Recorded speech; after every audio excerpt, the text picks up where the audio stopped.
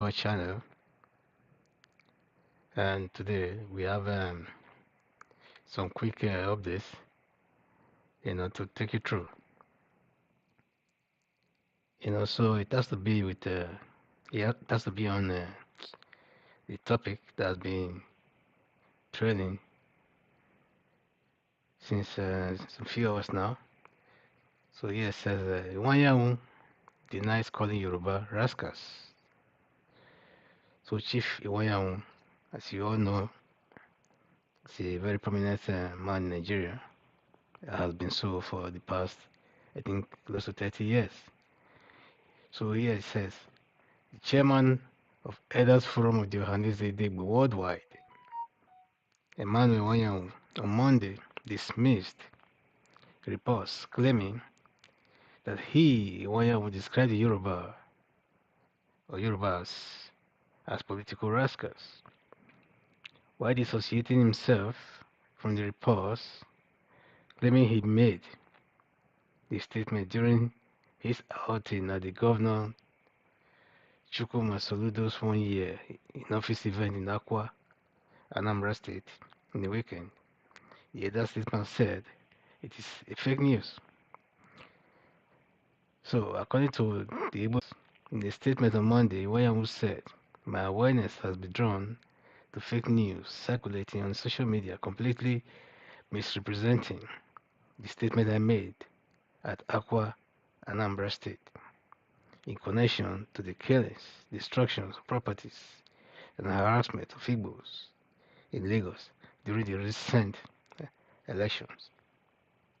He said my statement was conveyed live by Arise Television, Channels Television, and many other electronics and print media houses. All Nigerians of goodwill who care should get the true transcripts of my statement from any of these media houses, and I want to make it abundantly clear that at no time did I make the statement credited to me by blackmailing by blackmail circulating on social media that Yorubas are political rascals. And this was fraudulently manipulated. He warned all perpetrators of fake news that it is a criminal offense to circulate false reports against a peace-loving Nigerian, stressing that he is a senior citizen who has meritoriously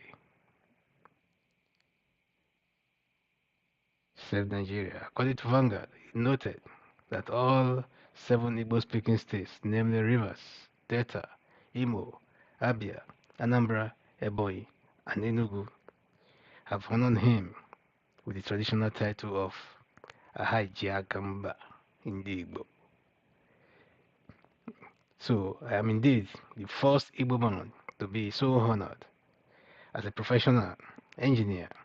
I have been honored with numerous merits awards, including the institution of an annual lecture series in my name by my colleagues in appreciation of my contributions to engineering, science, society, and humanity.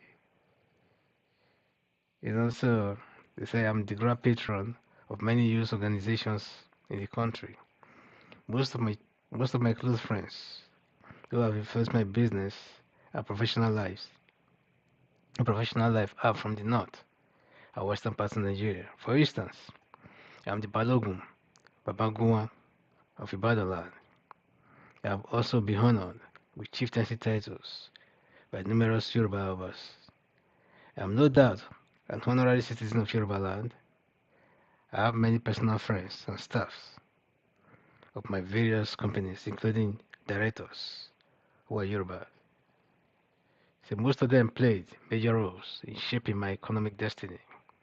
Therefore, do not have I do not have any reason whatsoever to end the Yoruba tribe, whom I regard with great respect. What I did at the ceremony was to admonish Igbo who felt threatened by various attacks and stay in Lagos and go about their normal businesses. I did, however, mention to them that the attackers are political rascals and their actions does not reflect the good relationship between the Igbos and the Yorubas. You see, having said this, on the personal note, I must comment as follows. I feel very sad that a Nigerian should be denied his democratic right to vote for any candidate of his choice because of his tribe. You see, what happened in Igbo, we say what happened to Igbos in Lagos was in the press, and Igbos are very grateful to those distinguished, well-meaning Yorubas who spoke against the killings, injuries, and destruction of properties of Igbos in Lagos only because they voted the candidate of their choice. He added. So, you see, the man has already spoken the actual facts that took place because it doesn't make any sense for all this kind of rumors and things to be flying around in social media simply because somebody want to, make a point. So, but I understand what they are trying to do because this is the season of political, you know, blackmail and whatsoever. So it's not a new thing. I listened to it. That was some few days ago. So yesterday, all of a sudden, when this news was flying around, I never actually took it serious. Because why? For one, Obasanjo was there in that same meeting. The bill was there, and so many other prominent people were there. So when the man was about to give his speech, then he was permission to sit down and address them. So and everywhere was erupted in all kinds of clapping and so that thing drew my attention to the whole thing. I said, who is this man? So when I looked at him, I said, oh, it's this man, Chief Emmanuel Iwayanwu. So that was it anyway. So, but what I'm trying to say is that Obasanjo cannot be there. Why this man will be denigrating his own race? And apart from that, everybody has known that Obasanjo has stood on the side of the Igbos, especially on the side of Fubi in this electionary year. And the same thing applies to Adebanjo, you know. So I really don't understand where this thing is coming from, but he has already cleared the air. So I just hope that this thing will just do the all this bad belly and stuff like that because really, really, really keen on seeing the Yorubas and the Igbos, you know, laying low right now and be, trying to, you know, what is, how do you say it, that is trying to, you know, trying to, in fact, add to the whole problem that is going on in order to aggravate the situations as it is.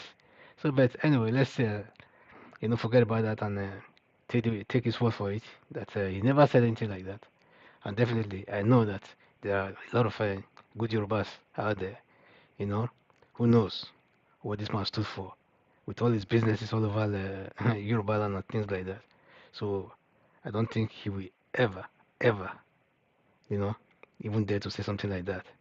But just imagine if some other touts have just taken this thing out of context and start to destroy anything that has to do with Iwayanwu and stuff like that. We all know that this man was involved in the transport business and so many other things, and like even I think print media back in the days was a champion or something like that. So but however the case may be, we now know what the truth is, and we now know that some people are actually behind this whole misconception of truth and manipulations and blackmail. So that is it. So let's move to another one here before I take another topic. So this other one has to do with the former PDP chairman. Is he caught by Ayu from parading himself as PDP national chairman? You remember this man? This man is Ayu, the former PDP chairman.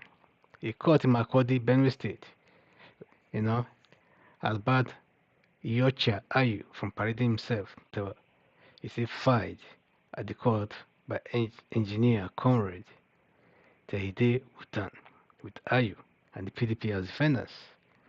So the justice ordered that Ayu should stop parading himself as the PDP chairman pending the determination of a suit filed against him.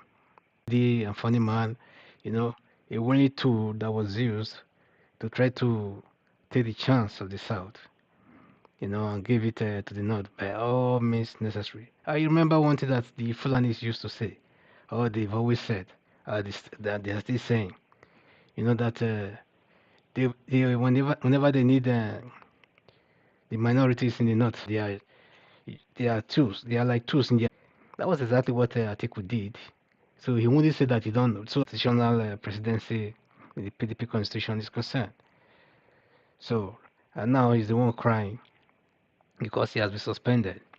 By his word. What have you said? It will be recalled that on Sunday, the executive committee of the PDP in Ihorov ward, Igboko local government area of Benue State, suspended Ayu from the party with immediate effect. He said the secretary of the committee, Banga Doyum, said Ayu was suspended for anti-party activities, after passing the vote of no confidence on him. just just like what happened to Shomole before Shomole went down the drain as the chairman of, so now they've seen the tool because it just can't be tool so powerful more than the root of everything, because the root of everything, starts from because your registration must start from the local level, so just imagine if Buhari, was made partyless from his own ward,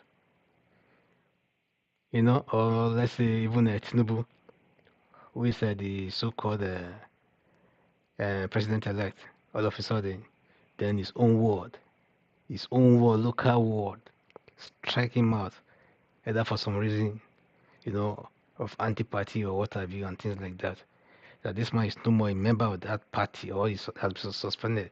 That would be it. If they stood on that ground, especially when the court is involved. So that is exactly what's happening to this man. That is what has happened before to Oshomole. So it's not news. So, but this is the only thing that works in Nigeria now. As far as the only place you can use to actually, you know, uh, either bring stability to the polity, sometimes, or even the throne, a so-called arrogant, party head, presidential or the governorship election.